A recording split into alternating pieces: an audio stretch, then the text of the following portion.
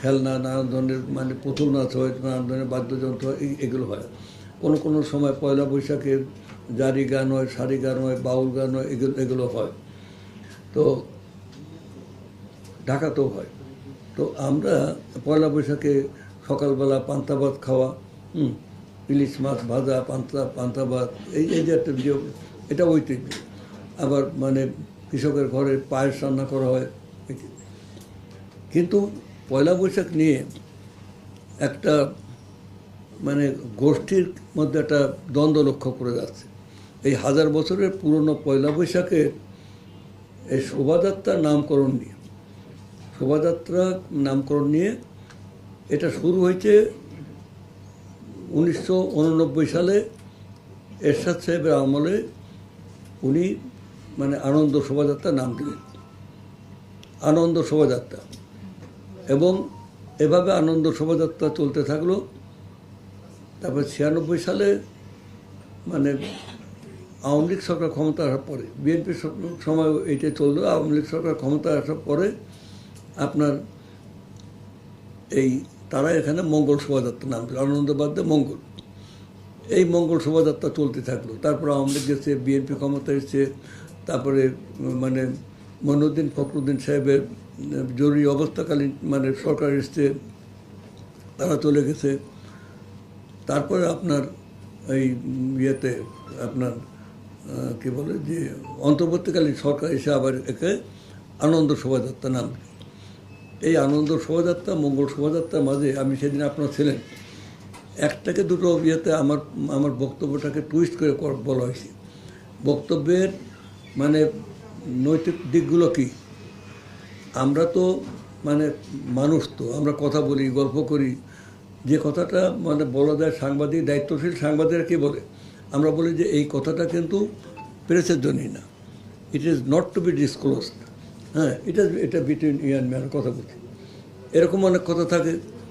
এখন এখানে অনৈতিক দিকটা হলো যে সেই কথাটাকে ধরে নিয়ে আমি ছাপাই দিলাম, মানে একটা লোকের ছোটো করলাম। এটা তো ছোটো হওয়ার কিছু নেই। আমি যেটা বলেছি সেটা হলো যে আনন্দ আর মঙ্গল, যে আনন্দ সেই মঙ্গল, এ নিয়ে বিতর্কটা কেন? কী হবে সেটা আমরা দেখবো, কিন্তু এ নিয়ে বিতর্ক চলবে কেন?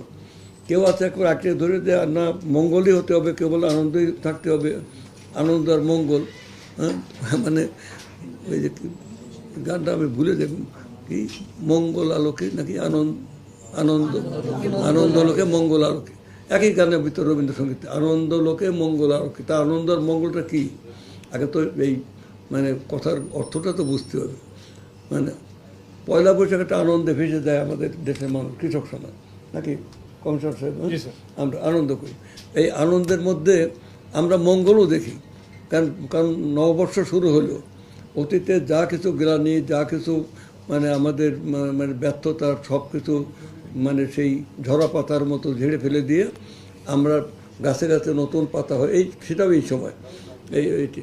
অতএব আমরা নতুন আমরা মঙ্গলের আহ্বান করি, এর আগামী বছর যেন ভালো যায়। মোর সন্তান যেন থাকে দুধে ভাতে, সেই যে 1000 বছর আগে কবিতা, অর্থাৎ আমার সন্তান যেন দুধে ভাতে থাকে। এইটা পয়লা বৈশাখের বিয়েটা, মানে আহ্বানটা, মঙ্গল ইয়েটা।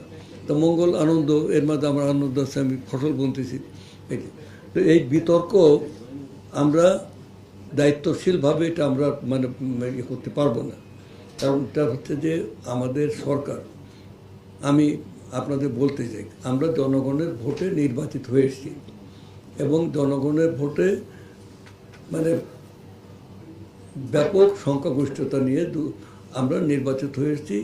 আমাদের দায়বদ্ধতা হচ্ছে জনগণের কাছে, কারণ জনগণ হচ্ছে সার্বভৌম ক্ষমতার অধিকারী। দেশের সার্বভৌমত্ব একমাত্র থাকে জনগণের হাতে। জনগণ সেটি প্রয়োগ করে ভোটের মাধ্যমে। জনগণের ভোটের মাধ্যমে যারা প্রতিনিধি হয় তারা representative of the People's Republic of মানে বাংলাদেশ, সেখানে জনগণের প্রতিনিধি। আমাদের নিজস্ব কোনো কিছু নাই, কিন্তু আমরা we are representative of the people. এবং সেই কারণে সার্বভৌম পার্লামেন্টও সার্বভৌম। তাহলে আমরা সেই গভর্নমেন্ট, এই গভর্নমেন্টের দায়বদ্ধতা আমাদের জাতির কাছে, আমাদের জনগণের কাছে, আমাদের দেশের কাছে। দেশ জাতি জনগণের কাছে এসে আমরা যেটা চাই, মানে আমাদের ভাবনা যেটা, সেটা হচ্ছে যে আমাদের অতীতের যা কিছু গ্লানি, যা কিছু ইয়ে, সেটা নিয়ে আমরা আছি, সেটা তো আপনারা জানেন, এটা ইতিহাসের পার্ট হয়ে থাকবে। কিন্তু আমরা আমাদের দেশে সমাজে আমরা বিভাজন চাই না। আমরা মানে সেখানে মানুষের মাঝে অনৈক্য, সংঘাত, এগুলো আমরা চাই না। আমরা বৈচিত্র্যের মাঝে ঐক্য চাই। একটা গণতান্ত্রিক সমাজে বিভিন্ন মতের, বিভিন্ন আদর্শের, বিভিন্ন ভাবনার লোক এখানে থাকবে, বিভিন্ন রাজনৈতিক আদর্শের লোকও থাকবে। কিন্তু এইটাই গণতান্ত্রিক সমাজের মানে সৌন্দর্য এবং ঐতিহ্য। আমরা চাই এই বৈচিত্র্যের মাঝে ঐক্য চাই, ইউনিটি ইন ডাইভার্সিটি। আমরা ডাইভার্সিটির মাঝে ইউনিটি চাই। সেই কারণে আজকে একটা পয়লা বৈশাখের এই ঐতিহ্যবাহী আমরা যাদেরই উত্তরসূরি, উত্তরাধিকার, যাদের সেই কৃষক সমাজের যারা আমাদের অন্ন যোগায়, তাদের এই উত্তরসূরি হয়ে এসে এখন আমরা এই নাম নিয়ে এটা বিতর্ক, এই বিতর্কটা আমরা অবসান করতে চাই। এই অবসান করে আমরা সিদ্ধান্ত নিয়েছি আমাদের মানে এই গুরুত্বপূর্ণ আজকের মিটিংয়ে, এবং এর আগেও আমরা মানে এটা নিয়ে বড় মিটিং করেছি। আমাদের সিদ্ধান্ত হলো যে আমরা এবার থেকে আমাদের সরকারি সিদ্ধান্ত আছে, আমরা এটাকে আনন্দ শোভাযাত্রাও বলবো না, মঙ্গল শোভাযাত্রাও বলবো না। শোভাযাত্রা হবে যথাযোগ্য মর্যাদার সাথে, সমস্ত সংস্কৃতির এখানে প্রদর্শন থাকবে, যার যার মতো যার যার অঞ্চলের ঢোল বাদ্য পোশাক আশাক নিয়ে আমাদের একটা আনন্দঘন শোভাযাত্রা হবে। এই শোভাযাত্রার নাম হবে বৈশাখী শোভাযাত্রা। যেমন বৈশাখী মেলা, বৈশাখী শোভাযাত্রা, মানে বৈশাখী আনন্দ, যা কিছু সবে আমরা বৈশাখকে হাইলাইট করতে চাই। এটা আমাদের একটা সিদ্ধান্ত, আপনাদের জানাই দিলাম। আপনাদেরকে তো বৈশাখী শোভাযাত্রা করলে আগে যেটা হয়েছিল যে ইউনেস্কো যে স্বীকৃতি ছিল, আনন্দ শোভাযাত্রা পর অনেকে বলেছিল সেটা হয়তো প্রত্যাহার করা হতে পারে, সেই জায়গাটা পরিবর্তন হতে পারে কিনা, কোনো আশঙ্কা আছে কিনা? আমরা কি ইউনেস্কোর দ্বারা পরিচালিত সরকার নাকি, গভর্নমেন্ট নাকি, দেশ নাকি? এখানে ইউনেস্কো আগে যখন ইয়ে ছিল, মানে আনন্দ শোভাযাত্রা ছিল, তখন তো ইউনেস্কো ছিল। আগে যখন মঙ্গল শোভাযাত্রা তখন ইউনেস্কো ছিল। ইউনেস্কো কি তখন মানে কোনটা করছি, এটা আমরা ইনফরমেশন দিয়ে দেবো। আমরা জাস্ট জানিয়ে দেবো যে আমরা আমাদের দেশে এখন থেকে বৈশাখী শোভাযাত্রা হবে, এইটাই আমাদের ঐতিহ্য। ওই শোভাযাত্রাটাকে শোভাযাত্রা না, বৈশাখী মেলাকে ইউনেস্কো স্বীকৃতি দিয়েছে। এটা হলো মূল ফান্ডামেন্টাল দিক। সেখানে কী কী হয় সেই কথাগুলো তা বলতে পারে। আমরা বলে বৈশাখী শোভাযাত্রা হবে, আমাদের ওই নামটা, ওই শোভাযাত্রার নামে ইউনেস্কো কোনো স্বীকৃতি দেয়নি। দেশে বৈশাখী উৎসবের উপরে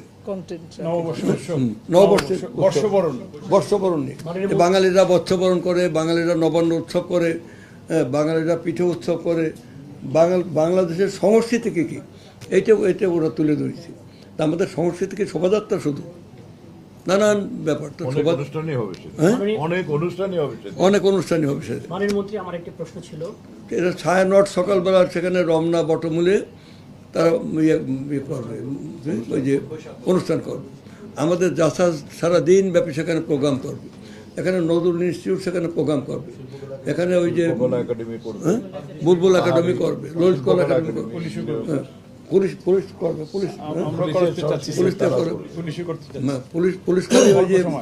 পুলিশ খালি শুধু মানে আইন শৃঙ্খলা কালচার সাইড আছে।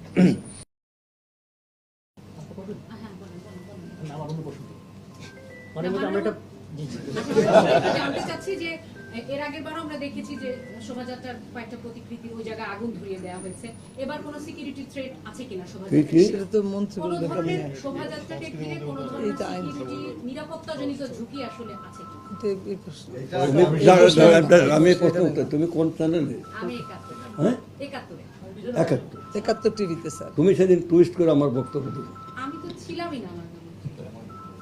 আমি কি বলেছিলাম যে মঙ্গল শোভাযাত্রা বলে ফেললে?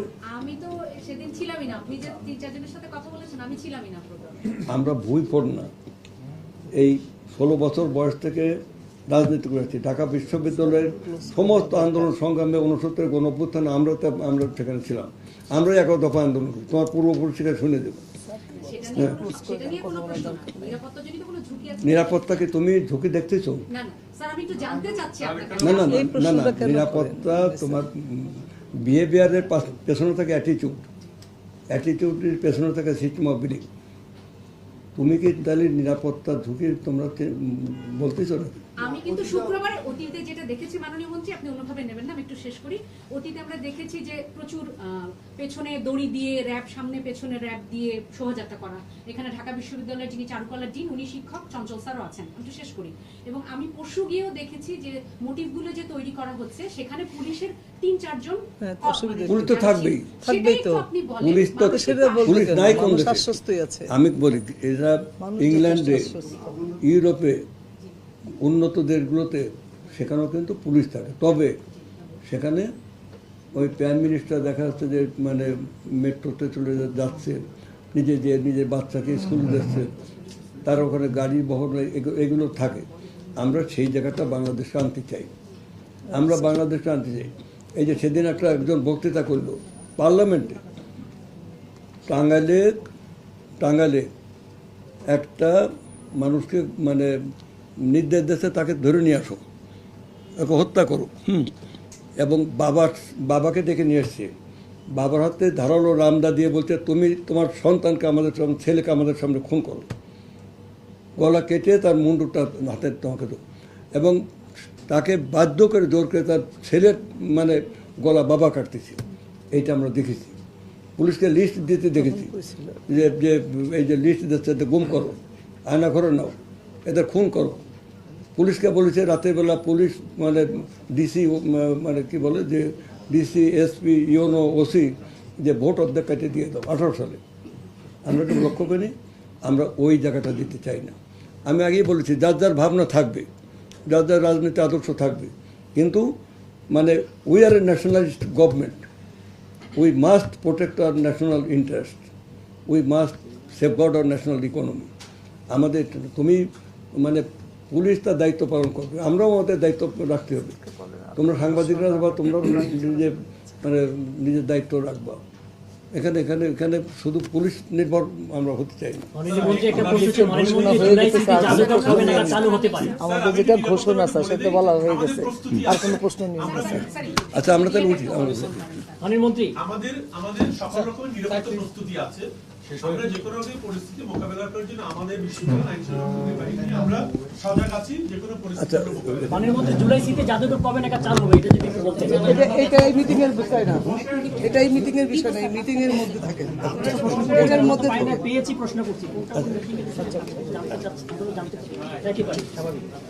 আচ্ছা এখন শোনেন না, আমরা এখন যাবো মানে সাংবাদিক ভাইয়েরা শোন, মানে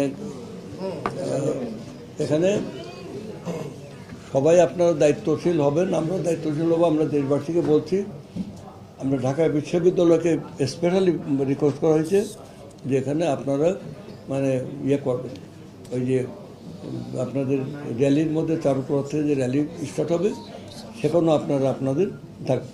সেখানে আমাদের ছাত্র সংগঠনের লোকজন থাকবে, ছাত্ররা থাকবে, তারপরে সেখানে মানুষ থাকবে, সাংবাদিকও থাকবে।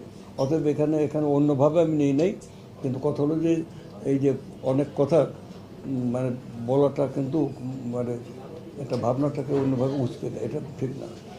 আচ্ছা এই এখন আপনাদের সবার জন্য একটু আপ্যায়নের ব্যবস্থা আছে।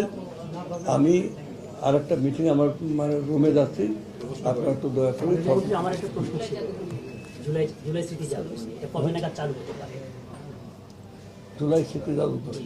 জুলাই স্মৃতি জাদুঘর আমাদের এখনও কাজকর্ম সব কমপ্লিট হয়নি, এবং এটা তো চালু আছেই, চালু হবে কি, চালু তো আছেই। ভিজিটরদের জন্য তো কাজ করতে স্বাভাবিক, ভিজিটরদের জন্য চালু নেই, কাউকে তো এখানে যেতে দেওয়া ভিজিটার এখানে তো এখনও কোনো মানে নিয়োগ তো দেওয়া হয়নি, তাই না?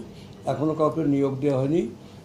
এটা মানে একটা মোটামুটি একটা চালু হয়েছিল, এখন আছে না চালু, আপাতত স্থগিত। ওখানে কিন্তু কাজকর্ম হবে, চালু খুব শীঘ্রই হবে। প্রশ্ন নেবেন, তবে একটা প্রশ্ন কালী যদি নেন, সেটা হলো যে যেটা হচ্ছে মানে দীর্ঘদিন ধরে চারুকলার এই যে শোভাযাত্রা মঙ্গল শোভাযাত্রা নামে ছিল, ইন্টারিয়াম গভর্নমেন্ট এসে 2বার এটা আসলে নামটা পরিবর্তন করে তাদের কাছে মনে হয়েছে আনন্দ শোভাযাত্রা। উত্তর তো দিয়ে তো দিচ্ছে। সেই ক্ষেত্রে আপনারা ওই মঙ্গল শোভাযাত্রা আনন্দ